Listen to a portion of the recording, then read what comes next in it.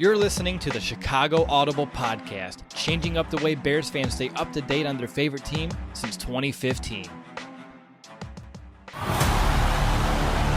Now get ready, because it's time to bear down.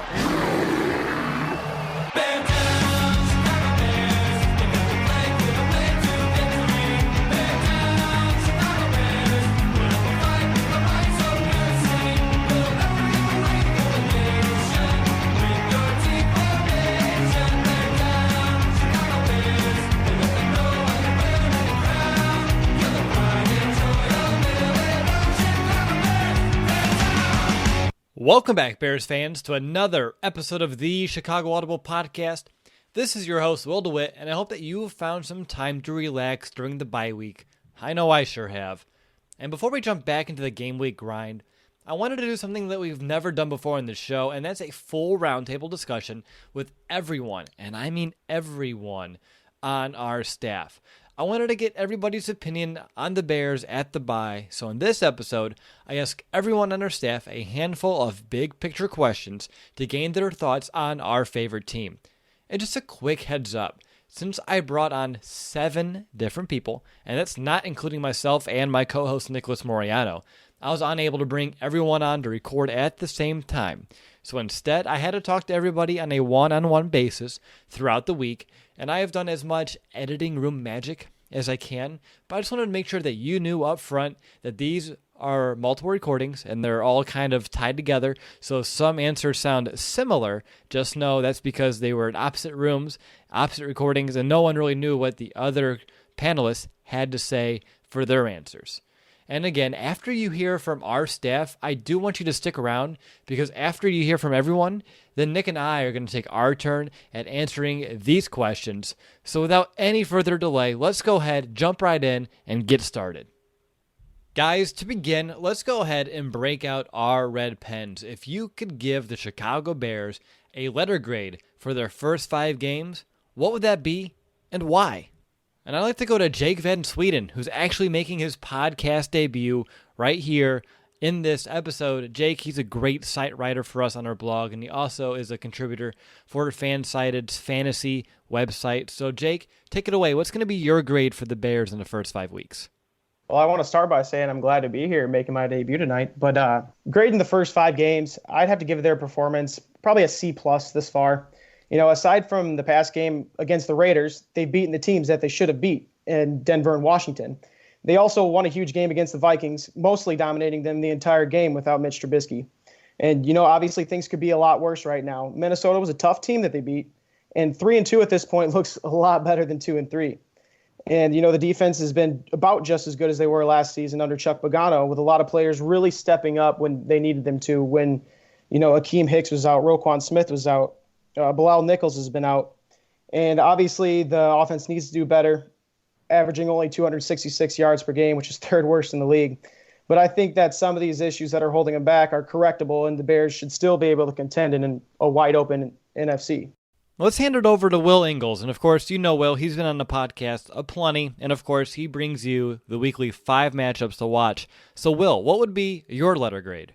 I got to give them a C. I mean, they show some resilience at a lot of times, which I think is a trending theme from last year. But, I mean, there are just too many flops. Obviously, the dud that they lay on opening night, you know, Denver wasn't impressive, though they won the game and showed, like I said, some resilience.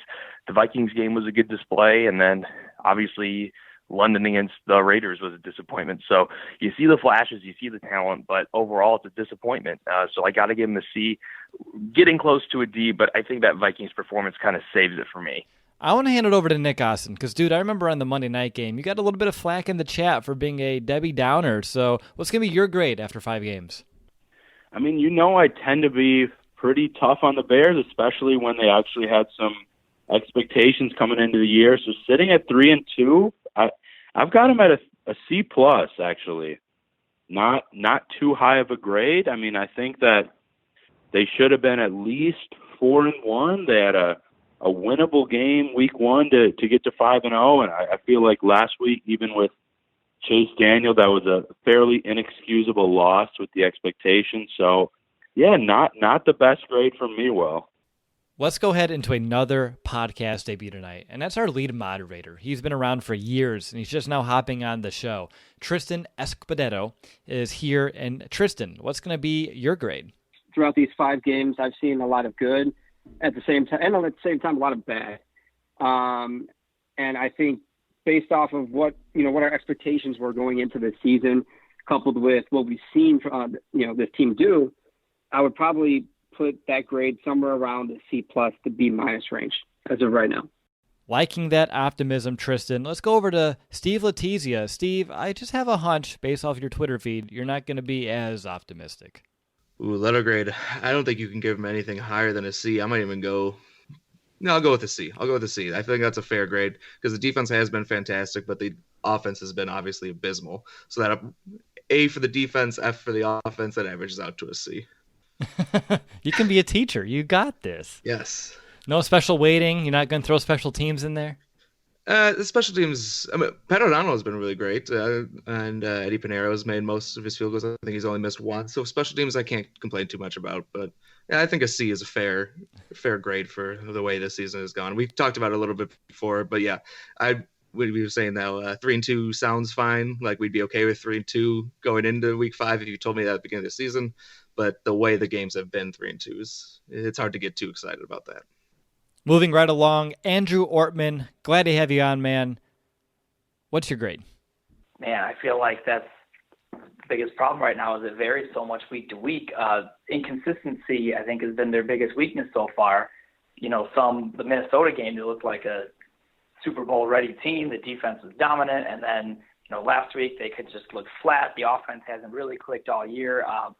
It's hard to 3-2, losing your starting quarterback, playing a couple division games. It's hard to be too upset about that, but I think because expectations were so high and we know that they haven't played as well as they're capable of, I'd say it's between a B- and a C+ right now.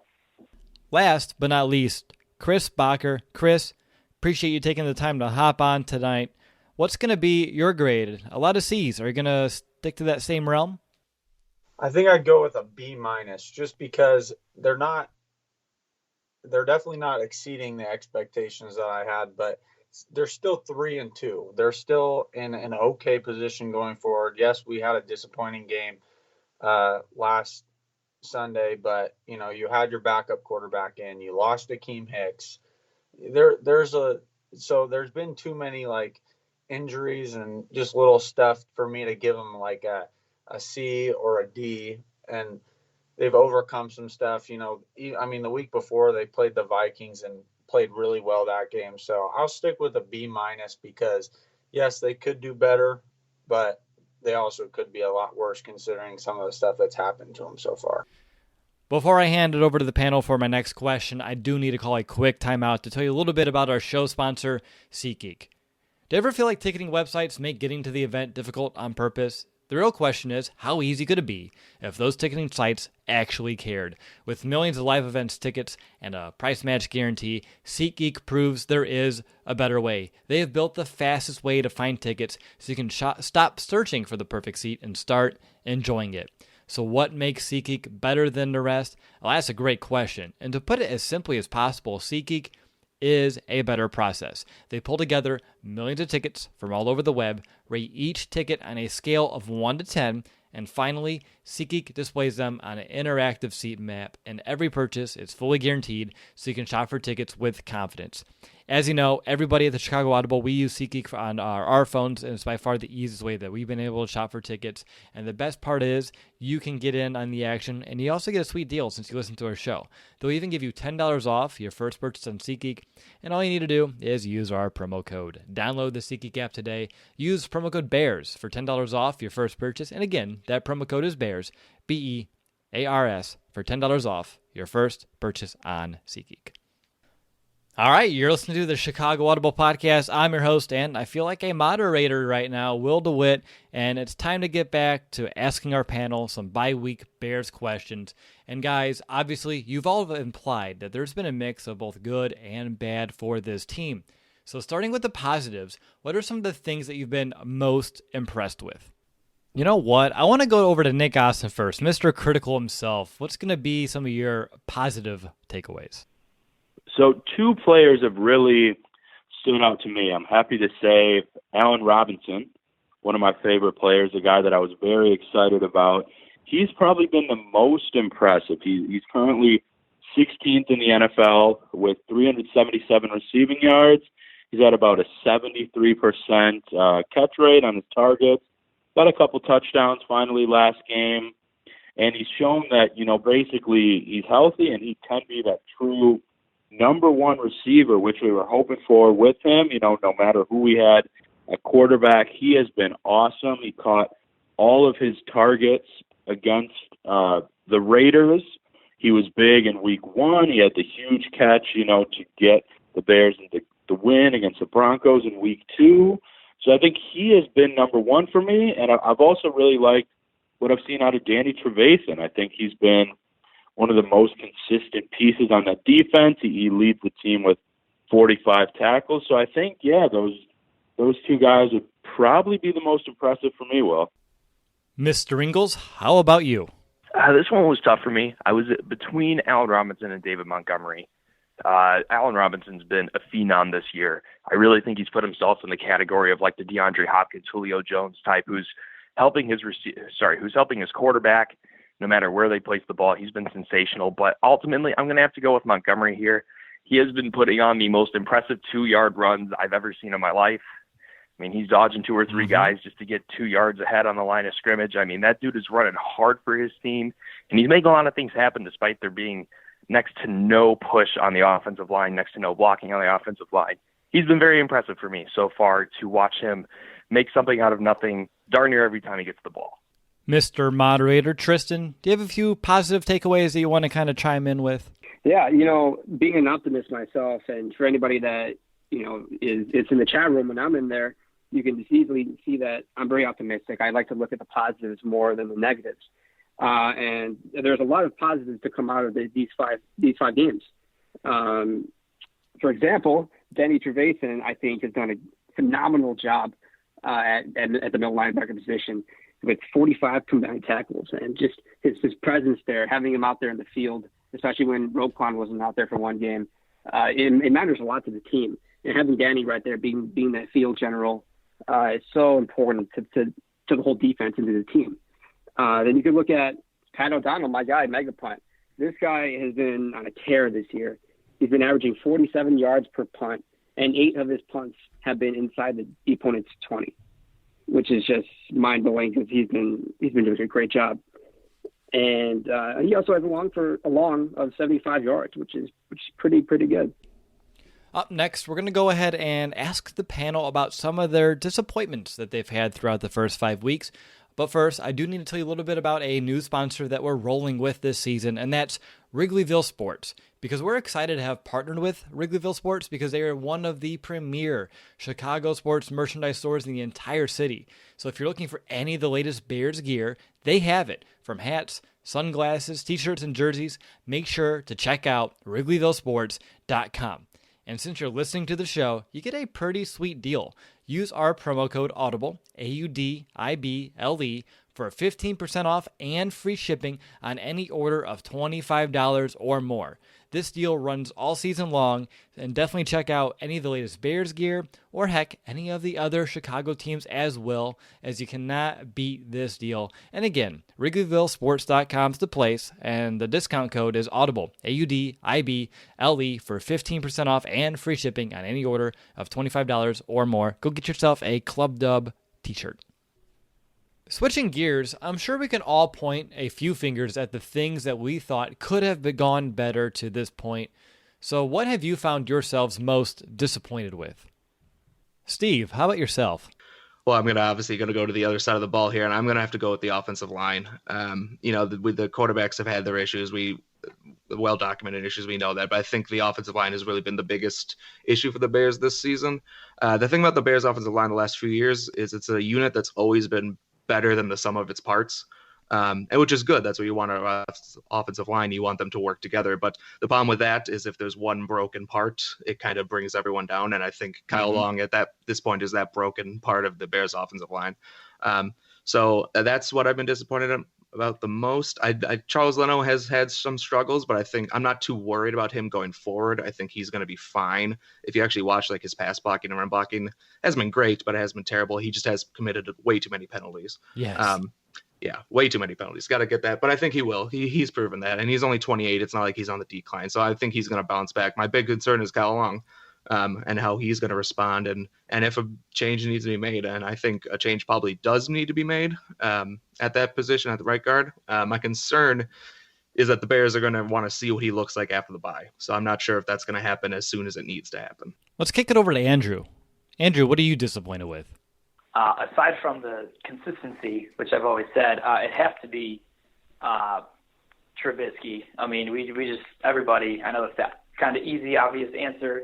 But, I mean, everybody was saying all offseason that this is his offense now. He's grasping it better. It's year 2, same system. And this is why we drafted him so high. And we saw flashes last year. I mean, that last drive of the playoff game against the Eagles, that was the Mitch that everyone had been waiting for. That was his kind of signature drive, albeit blown by that field goal attempt at the end. But that was kind of the last impression we saw of him going into the offseason. That was what gave us such high hopes for him coming in this year.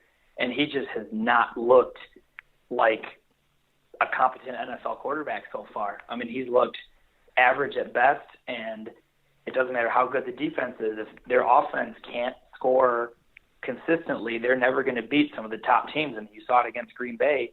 The defense played a heck of a game, and Trubisky looked lost at times and off, and I don't think the game plan helped him very much. But if you have quarterback play like that, 3 points isn't going to cut it.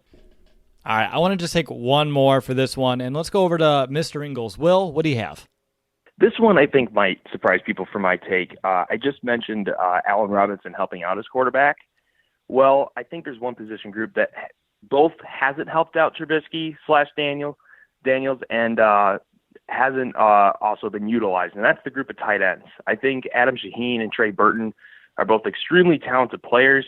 Obviously, we're playing Trey Burton like he's pretty talented, and obviously spending a second-round pick on Shaheen, that shows that we believe in his talent as well. But they both haven't been utilized, and at times when they've been called upon, they haven't really rung the bell or responded in the way that they've needed to. So when you think about it, I think that position group in general is one that can really help out a quarterback who's struggling, can really be a weapon, as we've seen a lot of, especially Andy Reid trees used. I mean, Zach Ertz and Travis Kelce, two very talented playmakers on the same type of coaching tree with an offense and Reid style. So very surprised that tight ends haven't been used because they're talented, and we've seen Trubisky been very successful with them before.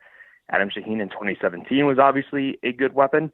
And then you have Trey Burton, specifically, I think, of the Patriots game, and that Patriots defense isn't much different than the one we saw or the one we're even seeing this year. So I don't know where that's exactly gone as far as using tight ends, but that's been the most disappointing for me. All right, simple question, complicated answer time. How can the Bears, quote, right the ship? And let's go ahead and begin with Jake. It all begins with getting the offense going, obviously. The O-line really needs to step up and give David Montgomery some room to run. Even though he's been disappointing this far, I mean, we've seen glimpses of his elusiveness and what he's capable of when there's a hole for him. I mean, people got to remember, Montgomery is a guy that holds the college football record for most forced missed tackles in a season. So they should emphasize trying to get him going, obviously. And then when Trubisky comes back, he also needs to step up once he returns and be the QB that this team needs him to be. I think he came out early in 2019, kind of thinking too much, obviously was antsy in the pocket, and really he just needs to calm down and make some of the throws that we've seen him make in the past. He doesn't need to be a Patrick Mahomes, or a Drew Brees or a superstar quarterback. He just has to be able to manage a game well. I wish he can be a Patrick Mahomes. Yeah, but I mean, I think, me too, trust me. But I think if they can figure some of these things out in offense, they could still legitimately be a contender in the NFC playing behind that defense. Mr. Austin, over to you. How can the Bears right the ship, get back on track? Yeah, Will, so I want to be positive, and that is a thing that they can do. I mean, the good thing is, 3-2, both their losses were winnable. I mean, the Raiders, they had a late lead. The Packers, they were, going to tie it when Trubisky threw that interception. So how they can, I think getting Trubisky back will help. I like Chase Daniel. I like some things he can do, but he doesn't have the ceiling that Mitch has. So I think that getting him back will be huge. Obviously, establishing the run game, and I'm hoping that the bye week and some of the gelling and chemistry can help out and go into it there. And then just simply close out. I mean, they almost blew it against Denver. If they closed out, they would have beaten the Raiders, be sitting at 4-1. And of course, that goes into silly things like turnovers. So hopefully, when Trubisky's back, that'll get down, and hopefully he can clean that up. And it's going to start with a tough schedule and one of the top teams in the league coming into Soldier Field in Week 7 when the Bears get back to action, and that's the New Orleans Saints. And I'm not sure if Breeze will be back yet, but I mean, Bridgewater's been playing like a top 13 to 15 quarterback. So they've really got to tighten things up and just get back on the winning track immediately in a very competitive NFC. Chris, over to you. What's your take? I absolutely believe they can right this ship. They have, a key 4 games coming up here against New Orleans, Los Angeles Chargers, the Eagles, the Lions. Key 4-game stretch coming up here. But if they can come out of that 3-1, I think they actually they're looking pretty good.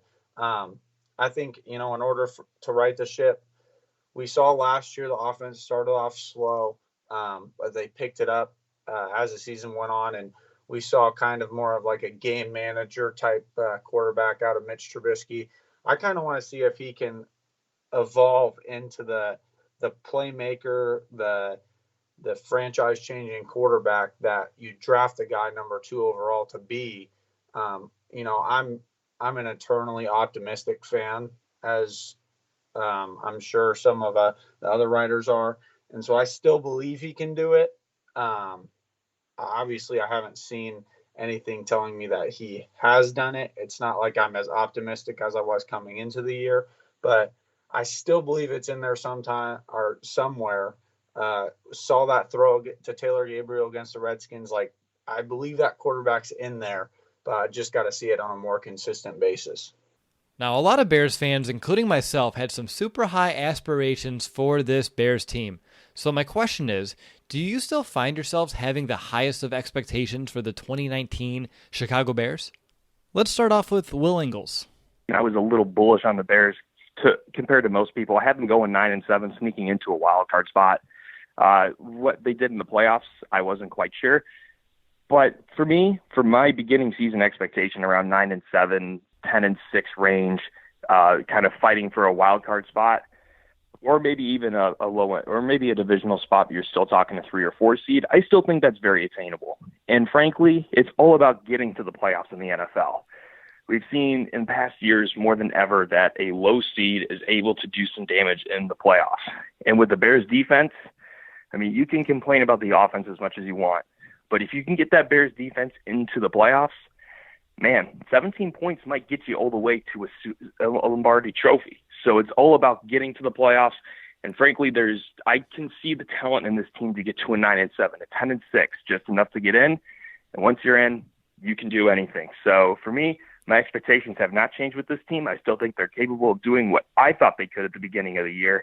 It's just about executing. And it's something I mention all the time in my 5-team matchups. The Bears have all the talent in the world. They got to execute. They've really struggled with doing that to this point in the year, but they still certainly can because they have the talent. How about you, Andrew? Do you still have some high aspirations? I do, and I've obviously after that Raiders game and at other times during the year, my optimism has not been so high. But just kind of taking a step back and being able to reflect a little bit, this team is too talented not to right the ship, and I don't think Nagy has had his A game yet this year, calling the offense. I think he will get better. I think the bye week will help him to kind of sit back and assess what they've been doing. But this team is too talented, and with some adversity that they faced this year, which they didn't face a whole lot last year. I mean, other than the Green Bay game opening week, I mean, they kind of hit their stride after that and were pretty dominant. I really, really, really believe, maybe it's my Bears-colored glasses on, but I really believe that coming off the bye, this team's going to hit the ground running and be make a deep playoff run. I really do still believe that. They're too talented not to. Let's kick it over to our moderator. Okay, chat moderator, Tristan. Do you still have high expectations? No, absolutely, I do. And that stems through every level of this organization, from Ryan Pace, who I often say is the GOAT, because I've been amazed with all the transactions and things that he's done since he became general manager. And I think that a lot of credit goes to him for bringing the Bears out of darkness and into the spotlight once again. And you even look at the coaching staff. I think Matt Nagy is the leader that we need on this team, and I believe in the Matt Nagy, and I believe in his coaching staff, and I believe in these players. I think that the Bears are arguably one of, if not just the deepest and the most well-rounded teams because of the talent. And like, there's very few spots on this roster where I don't see talent. I'll take one more here. Let's go over to Nick Assen. Take it away, sir. So I don't think I quite had as high as you and some other people coming in as, like, you know, potential Super Bowl champs, but I did expect them to contend. So I would say I do still have those aspirations. I mean, as hard as I've been, they're 3-2. It's a winning record. It is the NFC, which is clearly the tougher conference. They're one of 6 teams sitting there with that record. Seed 6 to 11 in the NFC have that. So I do still have those aspirations. I mean, the defense is still, you know, bare minimum, a top 3 defense. I believe they're still the most complete, although the Patriots have looked very impressive. But, I mean, they have a schedule right now. Home to the Saints, home to the Chargers, at Philly, home to Detroit, and at LA. 5 potential playoff teams, 4 of them with winning records. So I think that they may have to go 4-1, at least 3-2 to even vie for the playoffs. And I mean, right now, yeah, I think it's a success if they can get into playoffs, just because this much talked about offense that was supposed to be so improved looks like, you know, one of the 6 or 7 worst in the NFL based on statistics so far. Losing Trubisky helps. So I would say overall I do have those same aspirations, but they don't have much time to clean it up and get on the right track, Will, if you know what I mean there. It's time to put you all on the spot, and this is the last question I have for you. We have 11 games left. What's your updated final record prediction? I want to go ahead. Let's begin with Tristan. Tristan, what's going to be your final record prediction? Well, that's tough, Will. You know, especially the next 5 games coming up is probably the toughest stretch of our season. But so I don't know if I would give you a definite win and loss record for this team. But I do definitely think that what I will say is that this team can bounce back. And, right now we're 3-2, which is not the best, but it's not the worst as well. And, last year we went from 3-3 to 12-4 and then, finished the season first in the NFC North. And I think this team is capable of doing the same thing. Right now we're 3-2. So I think this team can win 12 games or win 11 games, win 10 games. And it's because I believe in this team, and I know this team is capable of winning that many games, especially against tough opponents. And the Bears do well against tough opponents. All right, Jake, you're up. Final record prediction? I think I'm going to still stay somewhat optimistic and go 10-6. I know they have a rough second half of the schedule, but, I still believe in this unit, especially the defense, and I think the offense starts to play better after we get past the bye here. And, they might not win the NFC North. I mean, I hope they do, but it's tough this year. But I still think that 10-6 record will be enough to get them a playoff spot. Steve, how about yourself? Has your projection kind of changed for the end of the year? Well, that's a tough question without having the schedule right in front of me. I know they got a tough one, so I'll say 10 wins. That's my optimistic look. Now I'm thinking I should probably say 9, but I'll stick with 10. The problem with 10 wins is I don't think that's good enough to win the division, because I think the Packers and Lions are much improved from where they were last year, and the Vikings are about the same. So I think 10 wins doesn't win the division, and that gets you maybe a wild card spot. Maybe, yeah. And at that point, that's going to be a tough task for that offense to do enough to win that many games. Sir William Ingles, do you have an updated record prediction for us? I'm sticking with 9-7 here. I've been on the verge between, like I said, 9-7, 10-6, and these past few performances certainly have not made me feel compelled to move it up to 10-6. So I still got 9-7. They'll be battling for a playoff spot with likely some players like between the 49ers, Seahawks, and Rams. I think those will be interesting teams to watch. Then you're going to have Carolina as well, and probably the Vikings too, vying for some action as well. Then you got to keep an eye on Philly and Dallas, as they're going to be vying for spots as well. So I think it's going to be a really top-loaded NFC this year. So 9-7, I'm not sure if it's going to get it done. I think a lot of teams are going to kind of be chopping each other down at the knees. So we'll see what 9-7 does for a playoff run, but for me, that's where I still got the Bears. Nick, how about yourself?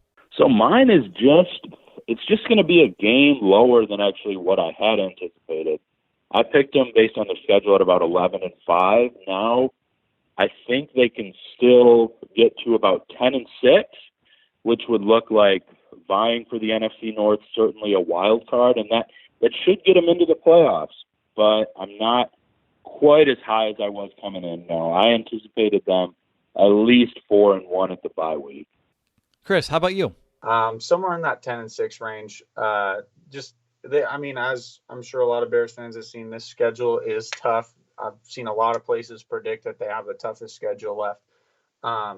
It's not going to be easy. They got 3 really good divisional opponents, but if they win the games that they're supposed to, and maybe a few games that they that are kind of coin flip games, I see them going 10-6, maybe getting a wild card, or maybe that's good enough to win the division this year. I don't know, but 10-6 sounds about right. Andrew, would you like to share your updated record prediction? I am going to say, coming off the bye, oh man, call me crazy, but I'm gonna say that they're gonna end up. Let's give it 12-4. I think this defense is gonna dominate. I think the offense is gonna figure it out. I'm all in. So you've heard from our panel on their thoughts on the questions I was able to present them, but now let's turn it over to Nicholas Moriano and Will, myself. On Thursday evening, we sat down and kind of discussed these 5 questions as well. So handing it over to myself, which is a little awkward, not going to lie. All right, Nick, it's down to just you and me, the original 2. Well, not original. I guess Brandon would have been the original 2, but you and I are the ones that are here now. But I've been talking to everyone individually on our staff about the Bears, here at the bye week, kind of getting the state of this team. And you have no idea at the time of this recording what I'm asking you, anything like that. And we're still into actually the early portion of me actually doing these interviews. So it's going to be kind of weird to kind of jump in here now with you. But looking at the Chicago Bears in their first 5 games, Nick, we do this on the podcast. Break out the red pen. What would you grade these first 5 games and why? Well, sitting at 3-2, I think we're all expecting the Bears to be better than this coming into the bye week. I think you have to give them, they have a winning record, so I'd give them just like a C+. I'm expecting a lot more from this offense. We all expected a lot more from this offense going into this season, and the defense has really carried this team. So I give it a C+ for right now. Obviously, they were at the exact stage 3-2 going into the bye week last year, but this one just feels a little different. So I'll give it a C+ as of right now. Yeah, I'm in that C range as well, and since you said C+, I'll just be a little bit more harsh, which is crazy coming from me, but I'll give it a C because when you're looking at the offense, I mean, they're at the bottom 3 of like all the major categories right now in this bye week. I don't have them right in front of me, lack of preparation on my part, but I know that they're barely better than the Jets and the Dolphins in terms of running the ball, total offense, points scored, and that's not acceptable by any means. And to me, even if you give the defense an A, which I think you can give them an A, but when you're looking at London, that kind of takes a hit as well from what we saw. And then with the offense, I mean, you can give them a straight-out F. So you can give them a C, depending on how you want to weight it.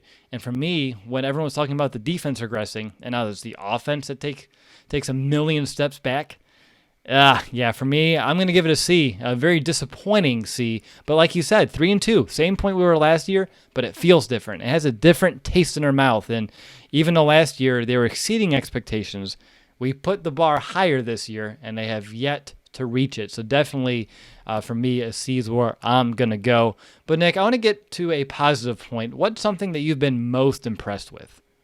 Most impressed with, I think you can start with that defense, not taking that regression that everyone was talking about. They're creating turnovers, they're locking teams down. Everything up until the London game, they've just been phenomenal. And they've kept the Bears in games. They've won Bears games. And that's what you want to see from this defense with all the talent that you have around them. And with Chuck Pagano coming in as a defensive coordinator, that's a plus. And, to just add one more in there, Will, Allen Robinson. He has taken another step this season, and he has been the only guy on offense really producing. So those would be the two pluses for this Bears team. Actually, go one more. Eddie Pinheiro. This is just I look at you shaking your head. I'm stealing answers probably. You are. Of course, we never planned this out. But, yeah, just going in all three phases there. The Bears have a kicker. Just he needs to get healthy, and hopefully this bye week can do that for him. But those would be the three pluses for this team right now. I've done a couple of interviews, and everyone's focusing on the defense, so I told myself, I'll go either A-Rob or Eddie Pinheiro, and you hit both. And I'm like, thanks, Nick.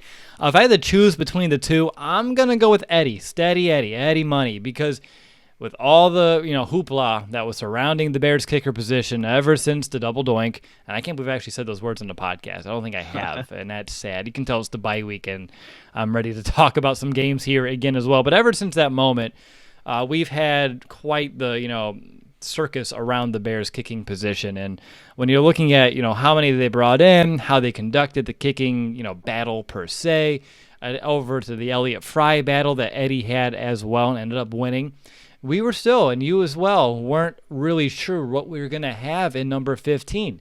And he's out here. He's only missed one kick so far this season. He's been playing with a nerve issue in his right knee, and that shows his toughness, his tenacity, his ability to overcome adversity. And those are all the qualities you want in a kicker, and we've seen those, and they're personified. So for me, Eddie Pinheiro pretty much making now after the bye week, he's not a talking point in terms of what's he going to do. We know what Eddie Pinheiro brings to the table and what kind of kicker he is. And so for me, that comfort level that I'm starting to get back in that kicking position is what I've been most impressed with as well. But let's flip it and get back a little bit negative. What's maybe been the most disappointing part of the year so far? I'm pretty sure everyone's talked about this, but it has to be the offensive line, Will. Has that been the common answer? It's been very common. And you know what? It should be the answer because – look, we weren't expecting the offensive line to take this many steps back going into the 2019 season. Yes, they didn't finish 2018 yards per carry wise in the top 10. They were ranked 26, tied for 26 in that category. But they were a way better unit. They didn't have all the penalties that they've had this season. And to see what this unit's currently doing, which is not a lot, it's not looking good for the offense because it doesn't matter what quarterback you have back there, whether it's Mitch Trubisky or Chase Daniel, he can't do much with that offensive line. The running backs, David Montgomery, Tree Cohen, Mike Davis, they can't get a lot of yards per carry with that offensive line. It needs to be better. I just didn't expect it to be this bad, heading into this bye week. So that's got to be the biggest disappointment so far. I'll take it a step further. For me, and this one hasn't been mentioned yet, it could happen between some of my interviews tomorrow and Friday, but I'm most disappointed in Coach Nagy. I really am, because when you're looking at either how he's doing his coaching in-game, whether it be the plays that he's calling in the certain situations, either he's getting too cute on some third and shorts, or he's not putting that offense in a favorable spot to get third and manageable situations to begin with. That's been very suspect, or in terms of how he's, doing some time management, things like that, especially earlier on in the year. It's gotten a little bit better, but still some room to improve for Coach Nagy in terms of in-game management.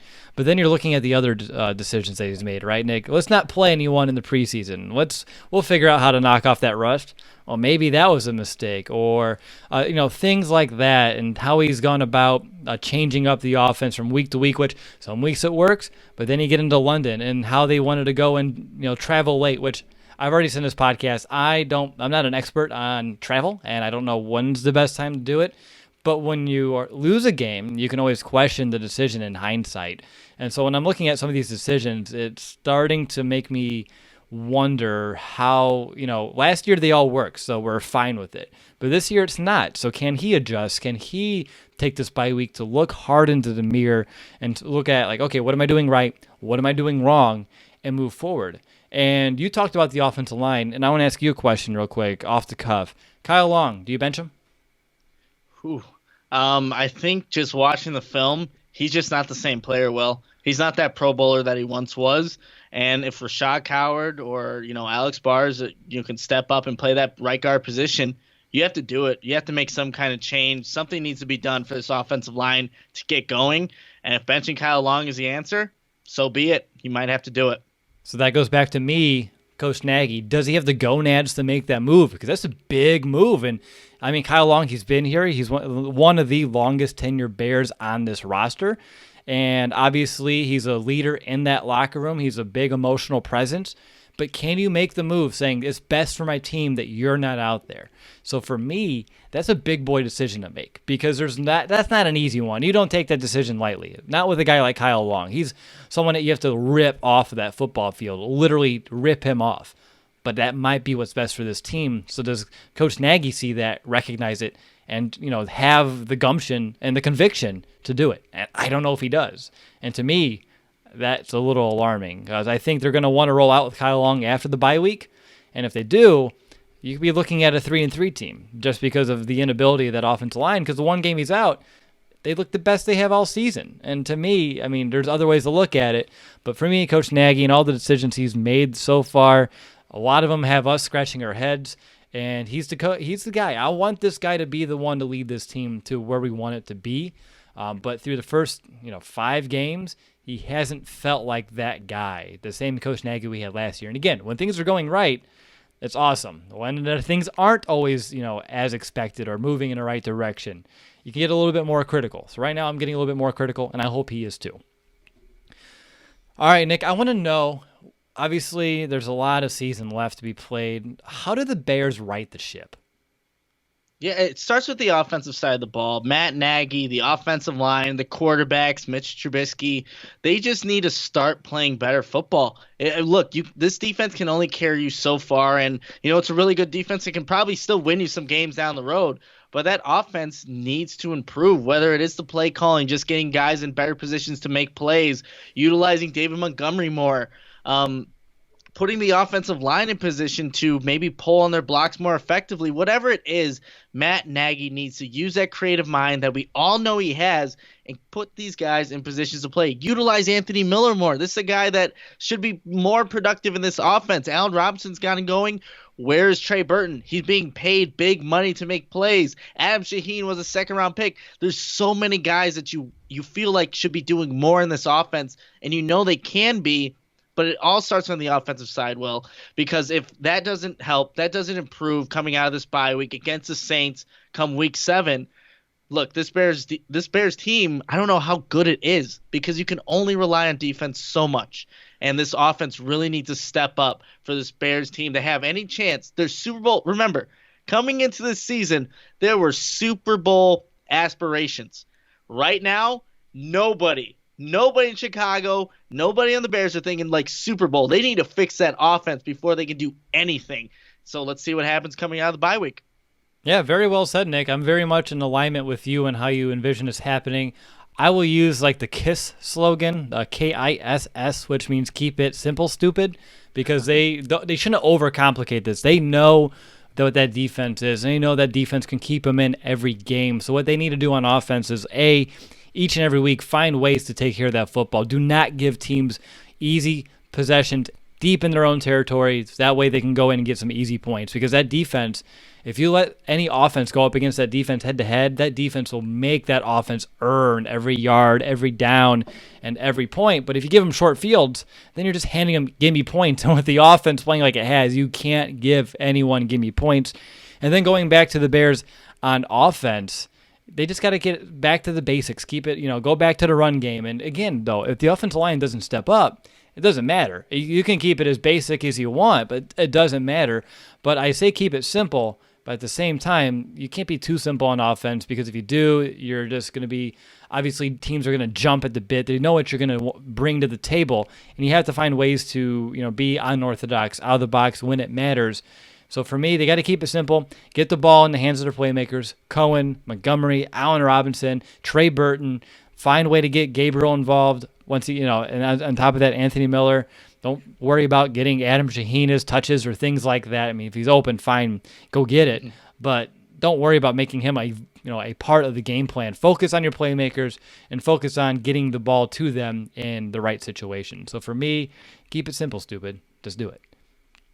All right, Nick, you talked about aspirations, and you talked about some people, I don't know who they would have been, having Super Bowl aspirations for this team. I don't know. It may be a pinned tweet on our account that I put up there a few days before the season.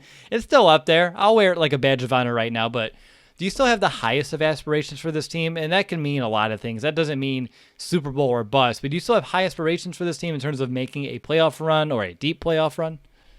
I think so. This is still a good team, Will. It really is. They've had their troubles early on in the season. Like we said earlier, they were at this point last year and then went on a run. They really did. Not after the bye week. They actually lost their first 2 games coming out of the bye week last year. But they went on a run, finished 12-4, got to the playoffs. This is a team that's still a playoff caliber team, but it's going to be tough. The NFC is no joke. This is probably going to be the year where 10-6 doesn't get you the wild card.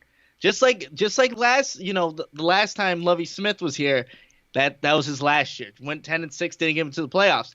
The Bears need to start winning some games, but I still have high hopes for this team. They are still a good football team, and when you have that defense, you just can't give up yet. When you have 52 on your team, you can't give up this season. You just got to hope that Matt Nagy figures it out on offense. He's a smart guy, which, like you said, keep it simple, stupid. Because it's really hard to mess up this Bears team. It really is. There's so much talent. It just needs to all come together. And the bye week couldn't have come at a better time, to be completely honest. That loss to London's going to sting. Take this week to recover. Right your wrongs.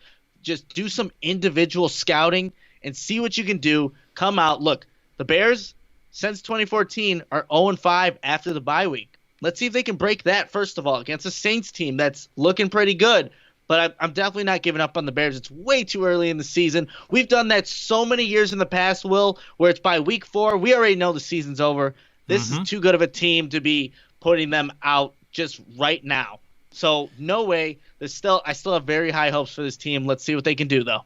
I mean, we know the talent's there, and I think that's why everyone's so damn frustrated, because we know what this team can do. We've seen it on defense this year. But on offense, it's been a ghost town, and we know what they have. We know what they can be. We saw glimpses of it last year. We envisioned them taking steps forward. I'm tired of steps forward. I just want to get back to where they were last year, and I'd be happy. I would be more than content if we can just find a way to get to the same area in which we were, the same level of success than the Bears were able to have on offense last season, especially in the second half of that season. So for me, I still have high aspirations for this team. I've seen a Bears team with Rex Grossman go to the Super Bowl. And obviously that's a different NFL. That was about 15 years ago. So things are a little bit different now. You do need more of an offense if you are wanting to make a difference. So for me, if they can find a way to come together and click, and again, you and I have mentioned it, they have the talent. We've talked about it all offseason. Everyone listening knows it. We don't even have to say it anymore. It's just a given fact. But they just need to find a way to put it together. And I believe what I love about this team and what I hate about them, it's twofold. One, no matter the competition, if it's a really good team, they're going to find a way to be in that game. They're always going to be within striking distance, and that's largely due to the Bears' defense.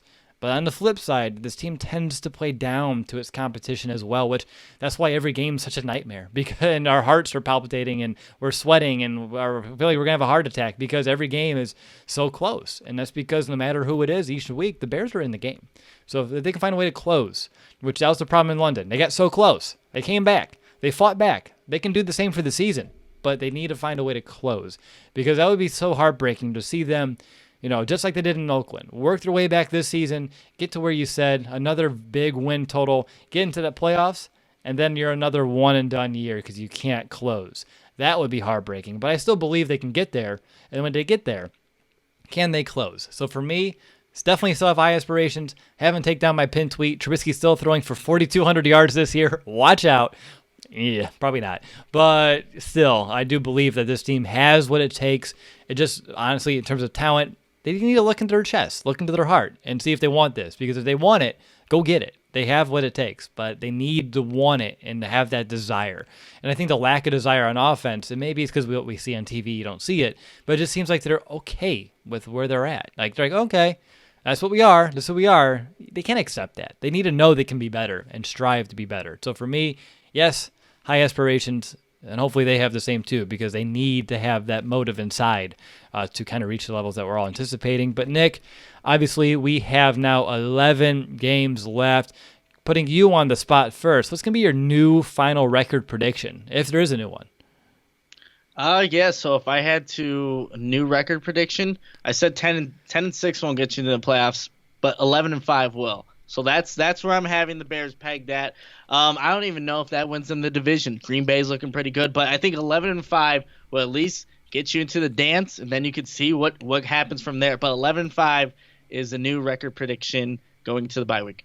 I know you may not have a schedule in front of you. Would you choose your 3 losses? Oh, I do have a schedule in front of me. This puts me on the spot. So they're definitely – oh, man. They're going to lose – I could see them actually losing two in these next 3 weeks, whether it is New Orleans or the Chargers or Philadelphia. I'm going to say they lose at Philly, and they lose – actually going to lose at Philly, lose at Detroit. So that would be 4 losses total, right? Uh-huh, if I put those 2. One more. I'm going to have them losing to last game in Minnesota. So they're going to – oh, wow. Yeah, so they're definitely not winning the division if they're having 3 divisional losses, but they'll get the wild card. So 11-5. All right. 11-5 is where I kind of sat as well as I was thinking this through. It's like, I don't know. The schedule's too hard in the second half for them to only lose 2 more games or, anything less than that. I think 3 is reasonable. Feels like a stretch right now, which is, to me, sad. I can still see a 10-6 being viable, but I'm still being hopeful for a playoff run. So I'm going to go 11-5 as well. Detroit's where I see them losing. I'm going to have them winning in Philadelphia just because that will be a turning point. Like, if they can beat the Eagles, the team that knocked them out last year, to me, that's a turning point. Unfortunately, Nick, I know we're going to the Bears-Chiefs game, but I'm going to have them losing that one as well. Just, I don't know. I think the defense can shut them down on offense, especially in some cold weather. I really do. But I think that's a game you lose. Nagy loses to Andy Reid. Trubisky loses to Patrick Mahomes. And that's the motivation you need to move forward because you can be better. So for me, it's a game that, I hope they win, and maybe they can build off it. But for me, it's a game if you lose, there's a lot of lessons that you can learn from it. So that's 2 for me. I'll just throw the Chargers. I don't think they're that great of a team, but it just feels like a game that the Bears would end up losing, just a team that are unfamiliar with. So for me, those would be my 3 games that I have the Bears losing, but 11-5 is where you and I both kind of sat. All right, Nick, that's going to do it for your and I segment here to kind of wrap up this show. Any final thoughts? Because next week we're right back into a game week in terms of preparation, and we're getting back to the nitty-gritty details. So any final big-picture thoughts before we kind of close shop on the bye week? Yeah, I think this is a good time for our bye week as well, just to kind of, load, just kind of decompress a little bit, see what where this team's at, and then get right back into the thick of things. And, like Will just said, that was on the spot with the record thing. So we'll see what ends up happening come game week. We'll say maybe we have our minds changed depending on how this team plays. But this is definitely a team you shouldn't give up on, you guys, because like we've been talking about for all off season up until this point, so much talent, and talent can win you ball games. Just gotta corral all that talent, move it forward in one direction, see where it can take you. But I think Matt Nagy he was the 2018 Coach of the Year for a reason. He's gonna get things right. You just gotta trust in the process and see where he takes it. Bears on pace, 2019. All right, but yeah, Nick, I can't say much better than you, so I'm just gonna tell everyone, listen to what Nick said. And in the meantime, enjoy the rest of your bye week. We'll be starting with, meet the New Orleans Saints here in the early part of next week. But until then, I know it's difficult, but keep your head up. And of course, bear down, Chicago.